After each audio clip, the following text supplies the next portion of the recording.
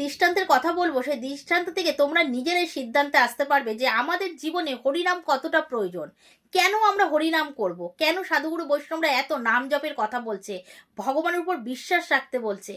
বিশ্বাস মানুষকে, ভগবানের উপর বিশ্বাস মানুষকে কি দিতে পারে, জীবকে কি দিতে পারে, সেই দৃষ্টান্তের কথাই তোমাদের কাছে তুলে ধরছি। পুরো কথাগুলো শুনবে। একটি পুকুরে দুটো শিং মাছ ছিল, একজন ভক্ত ছিল, একজন অভক্ত ছিল। ভক্ত শিং মাছ সবসময় ভগবানের উপর বিশ্বাস ছিল যে তার ভালো কিছুই হবে, এই জীবন সে পেয়েছে নিশ্চয়ই এর পিছনে কোনো কারণ আছে, আর সে সবসময় হরিনাম করত। এই দেখে অভক্ত শিং মাছটা সবসময় বিরক্ত হয়ে যেত। আর শিং মাছ বলতো, ভক্ত শিং মাছ বলতো, তুই একটুখানি হরিনাম কর না, ভগবানকে স্মরণ মনন কর না, দেখবি তোর ভালো কিছু হবে। কিন্তু সে এই কথা শুনে খুব বিরক্ত প্রকাশ করত। কিন্তু দীর্ঘদিন হয় না, মানুষের কানের সামনে বা কারোর সামনে এক কথা বললে সে বিরক্ত হয়ে অনেক সময় সেই কাজটা করে। তাই জন্য সে বিরক্ত হয়েই সেই অভক্ত শিং মাছটা হরিনাম করলো। আর যখনই সে হরিনাম করলো, তখন সেই জেলের জালের মধ্যে দুটো শিং মাছই ধরা পড়লো। তখন যখন জালের মধ্যে ধরা পড়লো, তখন অভক্ত শিং মাছটা ভক্ত শিং মাছকে বললো, দেখেছিস তো, এতদিন হরিনাম করিনি, আমার কোনো ভালোভাবেই ছিল, আমার কোনোদিন কোনো অসুবিধার মধ্যে আমি পড়িনি। আজকে যেই হরিনাম করলাম, আজকে জেলের জালে আমি ধরা পড়লাম, তাহলে এই হরিনাম পড়ে কি হবে? আর ভক্ত সিং মাছ খুব শান্ত হয়ে বলল, যা হয়েছে ভালোর জন্যই হয়েছে, জেলের জালে ধরা পড়েছি, হয়তো এর পিছনে ভগবানের কোনো লীলা আছে। আর সেই অভক্ত সিং মাছটা খুব রাগ করলো যে সবসময় খালি ভগবান ভগবান করিস, মৃত্যুর মুখে আমরা চলে আসছি তাও ভগবান ভগবান করছিস, এই বলে সে কান্নাকাটি করছে। তখন জেলে হাড়ির মধ্যে করে সেই শিং মাছটা দুটো নিয়ে এসে তার গিন্নিকে দিয়ে বলল, আজকে শিং মাছের ঝোল খাবো, আমি একটু বাজারে যাচ্ছি, তুমি মাছটাকে কেটে ধুয়ে রান্না করো।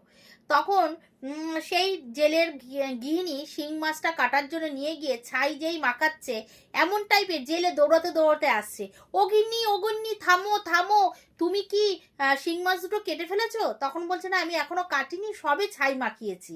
বলছে, কেটো না কেটো না, এই মাত্র বাজারে গিয়েছিলাম, রাজার লোকরা ঘোষণা করলো যে আমার রাজার পুকুর কাটা হয়েছে, দুটো শিং মাছ দরকার, কোনো জায়গায় পাচ্ছে না, যে এই শিং মাছ দুটো রাজার কাছে পৌঁছাতে পারবে তাকে অনেক স্বর্ণ মুদ্রা দেওয়া হবে, তাড়াতাড়ি করে মাছ দুটোকে পরিষ্কার করে দাও। তখন গিন্নি কি করলো, সেই শিং মাছটার গা হাত পা ভালো করে ধুয়ে দিয়ে আবার জলের মধ্যে বসে পাত্রের মধ্যে দিয়ে সেই জেলের হাতে দিয়ে দিল। জেলে গিয়ে রাজার হাতে যখন দিল, তখন সে অনেক স্বর্ণ মুদ্রা পেল।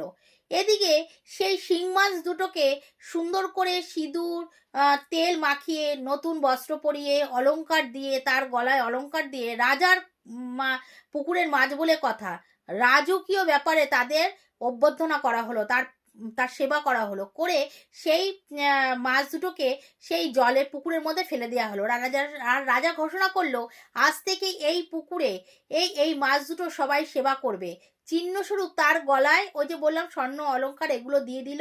এবার এই মাছ সেবা, কোনোদিন এই মাছ দুটোকে কেউ ধরবে না, ওরা যতদিন ইচ্ছা এই পুকুরে স্বাচ্ছন্দ্যে বাস করবে, ওদের সময় মতন পর্যাপ্ত খাবার দেবে। তখন অভক্ত শিং মাছটা ভক্ত শিং মাছটা বলছে, আজকে বুঝতে পারলাম তুই কেন এত ভগবানের নাম করি, কেন এত বিশ্বাস করিস। আজকে দেখ তোর বিশ্বাসে আমাকে কোথায় এনে ফেলেছে, একদিনের হরিনামে ভগবান আমাকে কত কিছু দিয়েছে। আর যারা মন থেকে ভগবানের নাম জপ করবে তাদের কি না দিতে পারে ভগবান। এবার ভাবুন, হরিনাম করবেন নাকি করবেন না।